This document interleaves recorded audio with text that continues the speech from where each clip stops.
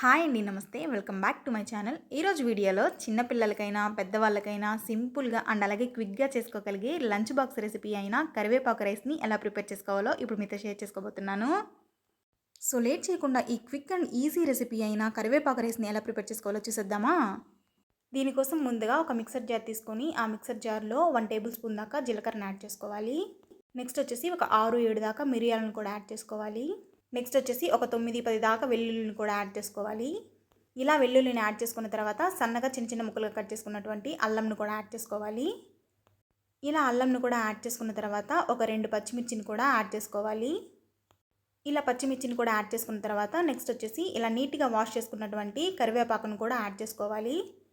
ఈ కరివేపాకు వచ్చేసి పచ్చి కరివేపాకును తీసుకోవాలి, ఎండు కరివేపాకును తీసుకోకూడదు.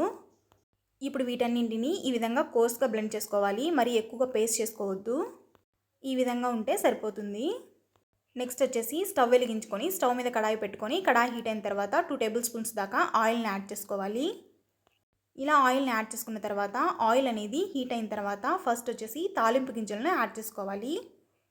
నెక్స్ట్ వచ్చేసి ఎండుమిర్చిని కూడా యాడ్ చేసుకోవాలి. తర్వాత వచ్చేసి కొంచెం కరివేపాకును కూడా యాడ్ చేసుకోవాలి. నెక్స్ట్ వచ్చేసి కొంచెం జీలకర్రను కూడా యాడ్ చేసుకోవాలి. ఇలా జీలకర్రను యాడ్ చేసుకున్న తర్వాత 1 టేబుల్ స్పూన్ దాకా మినపప్పును కూడా యాడ్ చేసుకోవాలి. ఈ మినపప్పును యాడ్ చేసుకున్న తర్వాత 2 టేబుల్ స్పూన్ దాకా పల్లీలను కూడా యాడ్ చేసుకోవాలి. ఇప్పుడు మంటను సిమ్లో పెట్టుకొని వీటన్నింటినీ దోరగా ఫ్రై చేసుకోవాలి. ఇవి కొంచెం ఫ్రై అయ్యాక సన్నగా కట్ చేసుకున్నటువంటి పచ్చిమిర్చిని కూడా యాడ్ చేసుకోవాలి. ఇలా పచ్చిమిర్చిని కూడా యాడ్ చేసుకున్న తర్వాత సన్నగా కట్ చేసుకున్నటువంటి ఒక ఆనియన్ని కూడా యాడ్ చేసుకోవాలి. ఇలా ఆనియన్స్ని యాడ్ చేసుకున్న తర్వాత రుచికి తగినంత సాల్ట్ను కూడా యాడ్ చేసుకోవాలి. ఇప్పుడు వీటన్నింటినీ ఒకసారి బాగా మిక్స్ చేసుకోవాలి. ఈ ఆనియన్స్ వచ్చేసి కొంచెం పచ్చివాసన పోయేంత వరకు ఈ విధంగా ఫ్రై చేసుకోవాలి. మంటను సిమ్లో పెట్టుకొని ఈ విధంగా 2 to 3 మినిట్స్ పాటు ఈ ఆనియన్స్ అంతా కొంచెం పచ్చివాసన పోయేంత వరకు ఈ విధంగా ఫ్రై చేసుకోవాలి. ఈ ఆనియన్స్ అన్నీ కొంచెం పచ్చివాసన పోయిన తర్వాత మనం ముందుగా బ్లెండ్ చేసుకున్నటువంటి కరివేపాకు పేస్ట్ ఏదైతే ఉందో ఆ పేస్ట్ని కూడా యాడ్ చేసుకోవాలి. ఈ కరివేపాకు పేస్ట్ని కూడా యాడ్ చేసుకున్న తర్వాత 1/2 టేబుల్ స్పూన్ దాకా పసుపును కూడా యాడ్ చేసుకోవాలి. నెక్స్ట్ వచ్చేసి 1 టేబుల్ స్పూన్ దాకా కారంను కూడా యాడ్ చేసుకోవాలి. ఈ కారం వచ్చేసి మీరు మీ స్పైసీనెస్కి తగినంత యాడ్ చేసుకోండి. నేను వచ్చేసి 1 టేబుల్ స్పూన్ దాకా కారంని యాడ్ చేసుకుంటున్నాను. ఇవన్నీ యాడ్ చేసుకున్న తర్వాత ఇప్పుడు వీటన్నింటినీ ఒకసారి బాగా మిక్స్ చేసుకోవాలి. ఈ కరివేపాకు పేస్ట్ అనేది కొంచెం పచ్చివాసన పోయేంత వరకు బాగా ఫ్రై చేసుకోవాలి. ఇలా ఈ కరివేపాకు పేస్ట్ అనేది కొంచెం పచ్చివాసన పోయిన తర్వాత మనం ప్రిపేర్ చేసుకున్నటువంటి రైస్ ఏదైతే ఉందో ఆ రైస్ను కూడా యాడ్ చేసుకోవాలి. ఇలా రైస్ని యాడ్ చేసుకున్న తర్వాత ఈ రైస్ మొత్తాన్ని ఇప్పుడు బాగా మిక్స్ చేసుకోవాలి. మనం యాడ్ చేసుకున్నటువంటి స్పైసెస్ అండ్ అలాగే ఈ కరివేపాకు పేస్ట్ ఏదైతే ఉందో అదంతా ఈ రైస్ మొత్తానికి పట్టేలాగా ఈ విధంగా బాగా మిక్స్ చేసుకోవాలి. అంతేనండి, కరివేపాకు రైస్ అయితే రెడీ అయిపోయింది.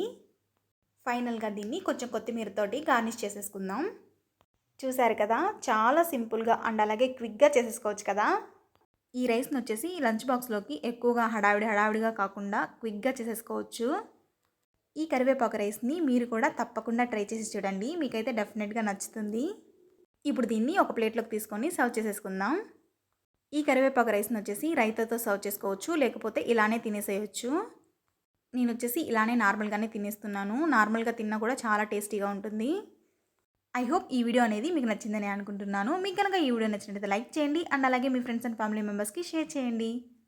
Finally, don't forget to subscribe to my channel. Don't forget to hit the bell icon and video అనేది ఎండ్ వరకు చూసినందుకు థ్యాంక్ యూ సో మచ్.